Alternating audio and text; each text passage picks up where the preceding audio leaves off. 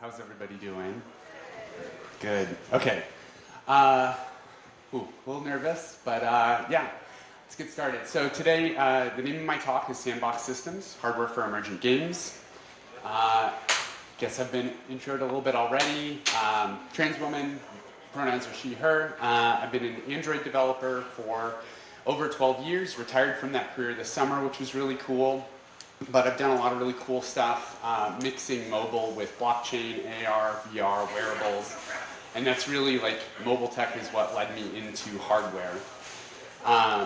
And so today I'm going to be trying to answer this question or illuminate this, some answers to this question a little bit, which is how can we facilitate meaningful human connection with technology? Obviously in today's world, we have social media and AI who are dividing people constantly. And people are yelling at each other on the internet, and I want to try and find ways to connect people. And so my kind of proposed solution to this is Sandbox Systems, and it's a set of design principles and philosophies that centers human connection as the goal of mixed reality systems.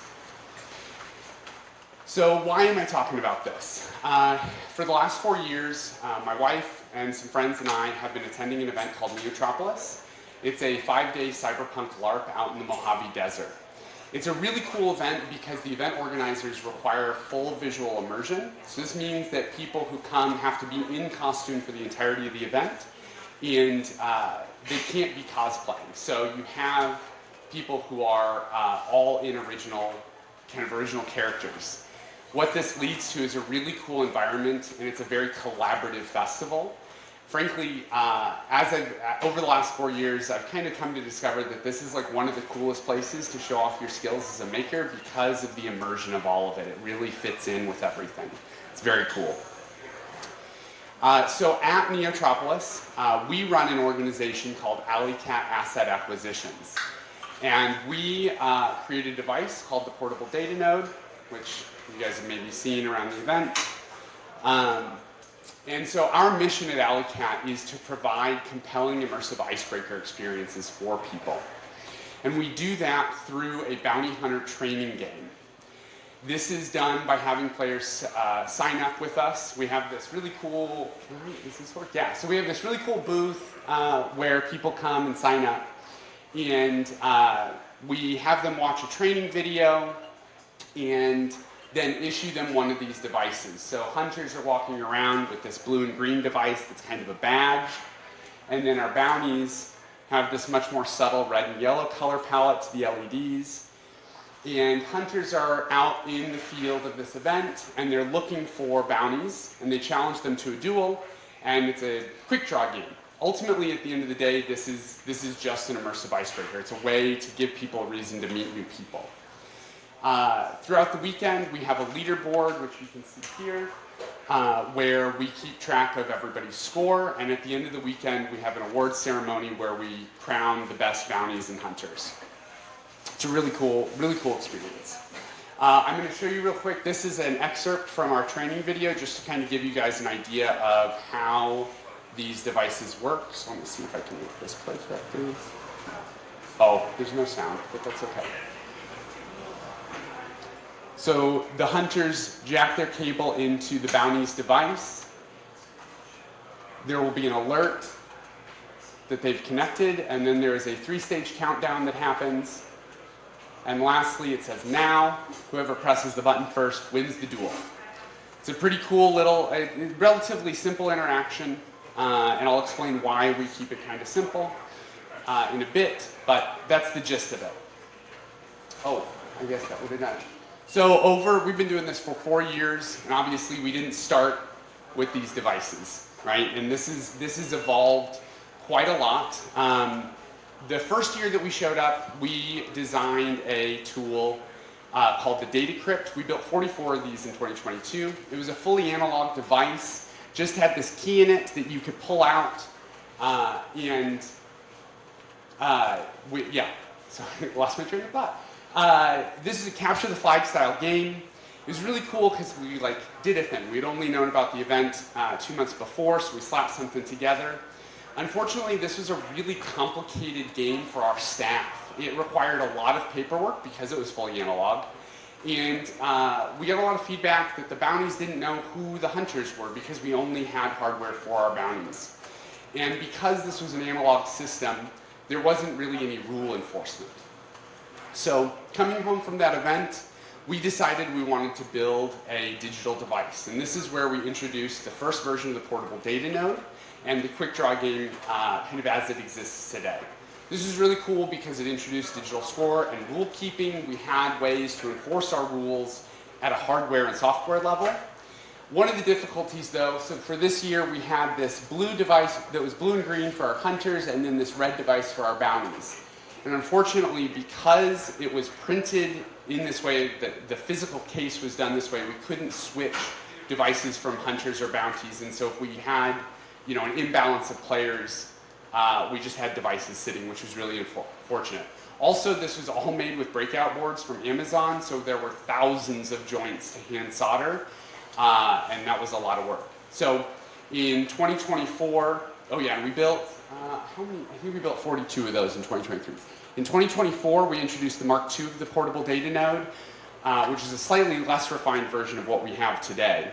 We introduced a screen, we made the devices configurable as hunter or bounty devices. Unfortunately, these were an assembly nightmare. They had 28 M2 screws in them, and my entire team had raw hands by the end of assembly. So after this, came back this last year, refined the design significantly. We cut the number of fasteners in half. I built the officially released version of the software, which is all open source. We also took advantage of the wireless capabilities of the ESP32s. Unfortunately, with this added complexity and robustness, we did run into some inter-device connectivity challenges, which I'll touch on here in a little bit. And so that's kind of a quick, brief overview of how we got to this device that we have now. And just some quick stats, in 2025 at Neotropolis, we had 202 portable data nodes in circulation. We had 374 players play our game throughout the weekend, and over the course of the 5 days, they played 3,838 quick draw matches, which was pretty cool. And over the years, we have a Discord, and we now have a very lively Discord with over 100 people in it. So to kind of talk about some of the design philosophies behind how we put this together, I want to touch on this concept of emergence. Has anyone here heard of Conway's Game of Life? Yeah, quite a few folks? Cool. Okay. So Conway's Game of Life is something that I discovered when I first got into programming when I was in college, and I was enchanted by it. I found it so fascinating. And this idea of emergence, right? So Conway's Game of Life, for those of you that don't know, is a population density simulation. It is played on a 2D grid of cells, and there are these 4 rules that determine how these cells function. I'm not going to go into super detail about these, but you can see them here. What is so cool about this is this concept of emergence, where you have complex behavior arise out of simple components. And so this up here is something called a glider factory. It's a self-sustaining structure that then creates endlessly self-sustaining structures called gliders. It's just a really cool, I'm kind of showing you guys this to illuminate what this concept of emergence is. And, you know, these simple rules lead to really, really cool art and really complex things. So why am I talking about these little cells? Well, when I set out to design this hardware and was thinking about this hardware, I kind of had this in thinking about emergence and how Conway's Game of Life works. I thought, okay, so we have these tiny cells. They have these rules embedded in them about how they operate around their neighbors. And so if you kind of take that thinking and then think about these portable data nodes as your cells, they have this hardware, these rules built into the hardware and software, but they don't really do anything on their own. But then if we take them and we put them in people's hands and let them run around, what happens is we start to have all of this really cool emergent behavior through people interacting with each other. And there's all kinds of incredible stories that come out of that. And so this is the system that we've kind of put together. And so how did we get to the finished product, this whole experience? And that's where the Sandbox Systems comes in as a means to design and have principles to design emergent games. As I see it, there are 5 kind of main principles to designing sandbox systems. Number 1 is to focus on people before the tech. 2 is to provide people opportunities over demands. Number 3 is to embed your rules in your hardware. 4 is to sell the story with your tech. And 5, and really the most important one, is simplicity through accessibility. And we'll talk about all of these here and go into more detail about these.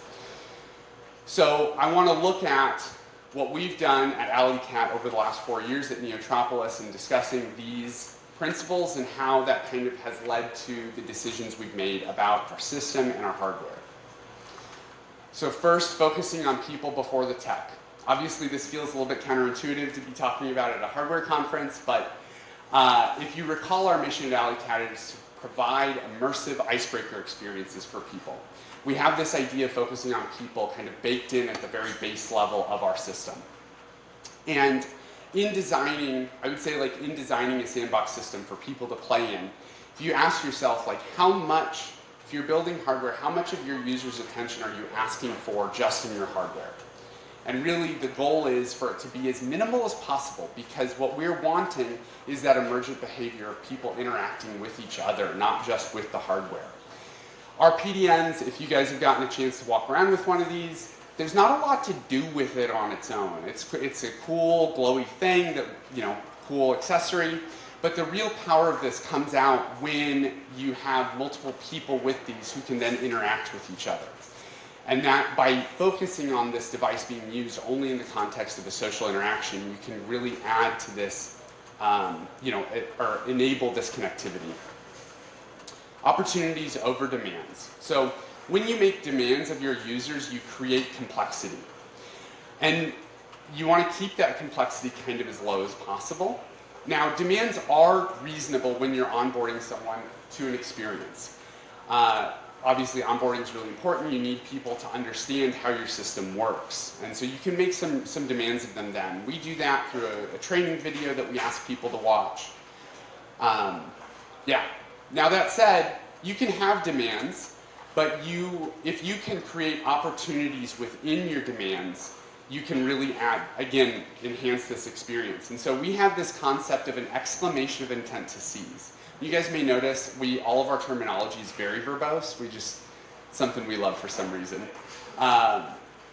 But we have this idea of an EIS, or exclamation of intent to seize, and this is just saying that for our hunters, when they find a bounty out in the wild, to start the interaction, we need to, we have them inform the bounty, hey, I'm here to duel you. And this is just the in-theme terminology. And so we don't tell them exactly how to say that, but we do ask them to do this and then let them come up with their own catchphrase in that. And kind of at the soul of our experience is this choose your own adventure. You can be a bounty, you can be a hunter, you get to decide what your experience is going to look like. And additionally, Neotropolis does a lot for us in this department because there's this beautiful cyberpunk backdrop with lots of other glowy things going on, and so you can play our game kind of in the context of the rest of the experience without it requiring or demanding your attention at each step. Ultimately, if you do this well and you create the more freedom you create for users to play, the more you're going to see the emergent behavior that you're looking for in a sandbox. Hardware embedded rules, number 3. So, as I mentioned, we started with this data crypt. It's a very, very simple device. Really, the only embedded rule here is the key is inside, the bounty is not captured yet. Pull the key out, capture has happened. Right? But this is really hard for us as a team to enforce. And so over the years, we've added more and more rules into our hardware and let our hardware take care of that. And this is really nice because it abstracts away all of the unsexy bits of what you're trying to do and what you're asking your users to do. So our PDN as it exists now has role identification for bounties or hunters based off the LED colors. It handles timing and synchronization of the duels. And it also determines how we score duels and what those look like. So initially we had a system where it was whoever pressed the button first in meat space wins the duel. But trying to get the way, so these audio cables are just doing 2-wire serial and creating an ad hoc connection between them. And trying to get 2 microcontrollers to perfectly sync up with each other, just like at a moment's notice, is really, really, really challenging. And so we had a lot of issues with like synchronization of these being off, and so we changed this to be more of a what I call offset duels. So each device will say now, and whoever presses, and then you press the button, and what it does is it records for each player how long it took from the device saying now to them pressing the button. So it's actually who is faster, not who presses it first. And so you can play with rules like this to like under the hood to make the game more fair and do, you know, cool stuff with that. And obviously this also keeps score under the hood. We had issues with people button mashing. You know, they would just start counting down and people would just start smashing the button, which is not really in the spirit of the game.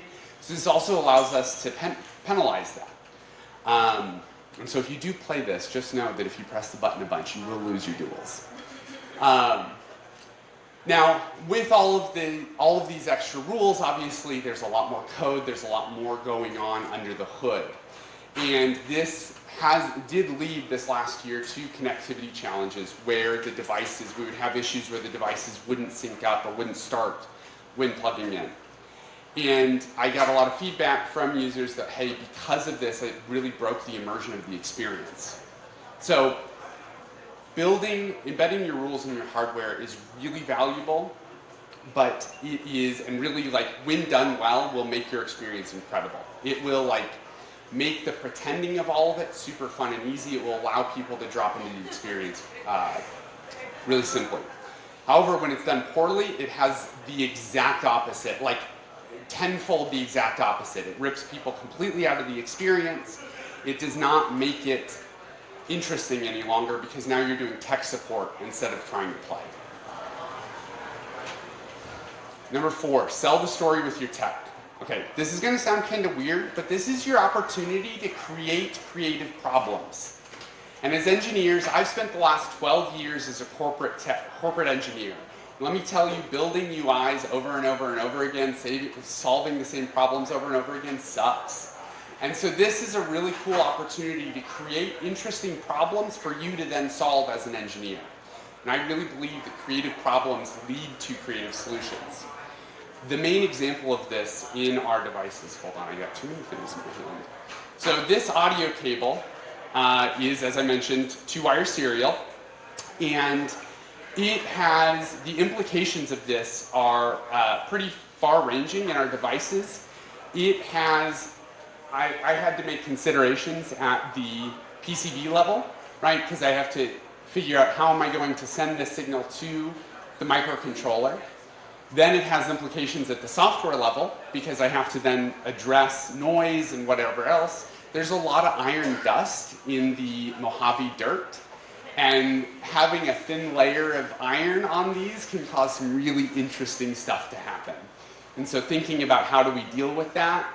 And it also has implications at the like physical CAD level, right? I have to figure out how do we store this cable on here, all of it. And at each stage of this experience, I have become a better engineer through this and having these challenges. And you know, why do we do this? Well, what is more cyberpunk than jacking into something, right? And so this really creates this, it helps, again, it's like selling this story, it's selling the experience to people to make the pretending easy. Another, I think, kind of cool example of this is this thing right here is called the doodad. That's my technical term for it, but the doodad is just a piece of plastic. It doesn't do anything. It's an extra part that we have to print and screw in. It's technically extra work, but like, it's cool.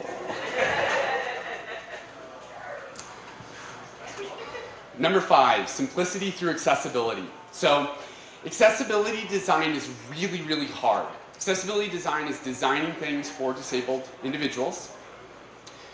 But if you do it well, holy shit, is it worth it. There's this really cool phenomenon called the curb cut effect that comes with accessibility design. curb cuts are the things in sidewalks that allow people to get up on like street crossings and such.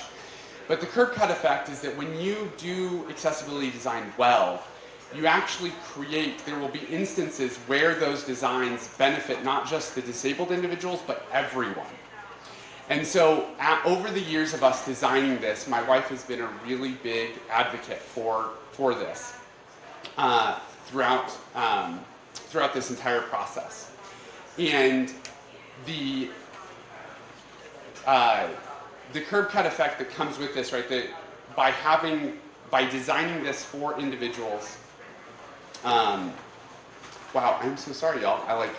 Brain went totally blank. So, curb cut effect, you get accessible designs that benefit everyone. And if you do accessibility design throughout your design process, you will find your own curb cut effects as you build your software and hardware. And I think that that's really cool because it actually makes your experience more accessible to everyone, not just the people you're specifically designing for.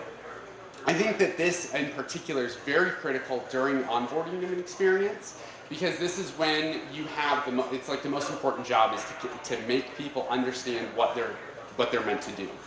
And so we have things like in our onboarding we have captions that are just always in there, and we also have a little progress bar so that people understand how far through this experience they are. And one of the other big items we have is that we have these access denied badges, so people who don't want to be touched, don't want to consent to touch, we issue these to people so that they feel safe in playing our game.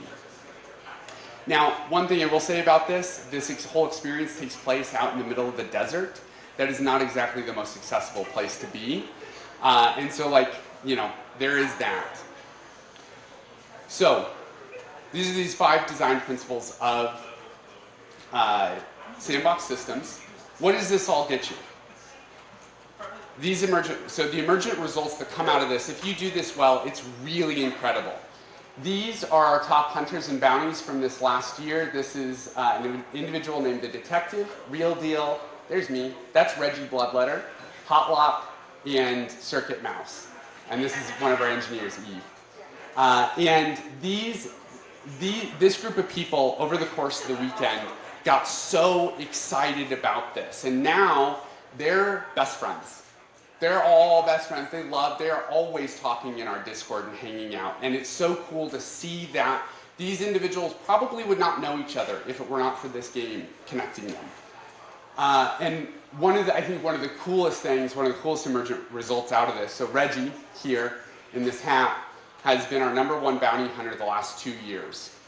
He showed up to Neo in 2024, didn't know anybody, didn't really know what he was going to do, found our game, very latched onto it, walked 30 miles the event, played like 150 duels, really enjoyed it, and came home from that experience and was feeling so inspired that he then wrote Reggie Bloodletter, a 52-page comic, which the first issue released right before Neo this year, and he's working on the next one. And it's just really cool to see how designing this experience for people in this way really creates all of this connection and further art. So in closing, if you do this well, the sandbox doesn't end in the sand, and I would love to build with you. This is an open source project. I am trying to, the intention here is for us to have a sandbox, a digital sandbox to play and create. So I would love, again, this whole project is open source. I would love to see you guys in GitHub. And with that, I'm going to leave you guys with something we tell everybody. Oh, the audio's not going to play. But I'm just going to play this and see if this, yeah, say it, give it. And as always, may fortune favor you, cowboy. Yes. Thank you guys.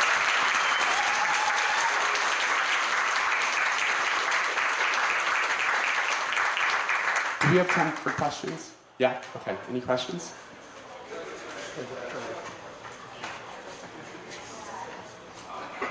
No? Hey, your machine was so good. I have a question. What do you think? I'm curious, the BOM cost on those little modules? Yeah, so these, I don't know the BOM cost of just the electronics, but all in all, I think, not counting human labor, these are like $25 to build. So there's 4 PCBs in here. There's a little haptics motor. The OLEDs were sourced off of Alibaba. Yeah, they really have really not too bad. So obviously the human labor part is, definitely part of it. Just kind of curious, how does the system work with the identifying the hunters versus the prey? Or how do you identify whether to evade or to pursue? Yeah, if I'm understanding your question right, you're asking how do you know? Are you asking how do you know if somebody's a hunter or a bounty, or? How do I know? I know I'm a prey. How do I know who out there is a bounty hunter? Yeah. So when folks are playing the game, the hunters have one of these on their person, and it's this bright blue and green. And so you're looking for this color palette means this person is playing as a hunter. And then we have this other color palette for the bounties. And so with this, I spent a lot of time over the last year putting together kind of an operating system for this, and the Quick Draw is really just the start. It is set up to have all kinds of experiences loaded into it, and we want to definitely take this further with other devices outside of just build a bigger sandbox, I guess, with it. Other than, you mentioned the comic, of course, which is super cool. What has been your favorite emergent effect you've seen out of just things you weren't expecting that you saw players do with the devices or do with the game? Yeah, so this individual Hot Lot, let's see here, can we go back here? This individual right here found out about the game, this is their first Neo in 2025, heard Reggie Bloodletter talking and being very arrogant about how he was just going to win it, which he did. But Hotlock heard this and was like, you know what? I'm going to win. And so they walked 50 miles over the course of the 2025 event. And what they did was when bounties would beat them in a duel, they had a whole bunch of trinkets in their pocket, and they would let the bounties loot their corpse and take little trinkets from them. And I thought that was really cool. Yeah. Could you talk more about the system you set up for your leaderboard and how you got that information to go to your leaderboards and how you did all that back end? Yeah, absolutely. So this has been an interesting ongoing challenge throughout our experience. In the first time we did the digital devices in 2023, we actually I had a Raspberry Pi with a audio jack soldered onto it that would actually pull the data through serial and handle that. When we switched over to the ESP32s and the wireless, one of the things that I've also been working with the event on is this last year we test piloted the event space. The theme zone of the event is it's like 1 or 2 acres, so it's a pretty large zone. But we got the event organizers to set up a mesh or a Wi-Fi network across the entire event. And so these actually will just make a REST API call to a server that's in our booth and running off of a Raspberry Pi, and upload the match with each who won, which player ID won, how many milliseconds it took each person to press the button, and then stores that. And so one of the things that I built after this event was like a Spotify Wrapped of all of the players, and so people could go and browse and see their how fast they were on the draw and everything. Separate network from what Swede and the WRC? Yes. Yeah, so this was something set up by the organizers. It's a cyberpunk event, and they've been running a Mad Max themed event for many years. And I have been, telling them for a couple of years that if we're going to do cyberpunk, it's got to have internet of some kind. It's got to have some kind of network so that we can do the cyberpunk thing. Yes. So you thought about like kind of proximity detection? Have you thought about proximity detection with the players and maybe nudging them with like haptics? And is that something you've found that's possible with ESPs? Yes, absolutely. So we can do RSSI tracking with the ESP Now protocol. And this is, up to this point, it's just been a time constraint thing, but we do want to, in thinking about accessibility, one of the things that people have asked for a lot throughout the years is the ability to take out a bounty on a specific person. But for reasons of like personal privacy and just making sure that everybody feels comfortable, I've never been okay with that idea, but we have considered kind of a random roulette to issue a person a random bounty and then use RSSI tracking to have them kind of give them the hot cold experience of trying to find this person. So, future work. You've been mentioning how many miles people walk in their pedometer. Oh, this is folks with their Apple Watch. Yeah. I just want to say that I think this is really badass and that you're really cool. Thank you.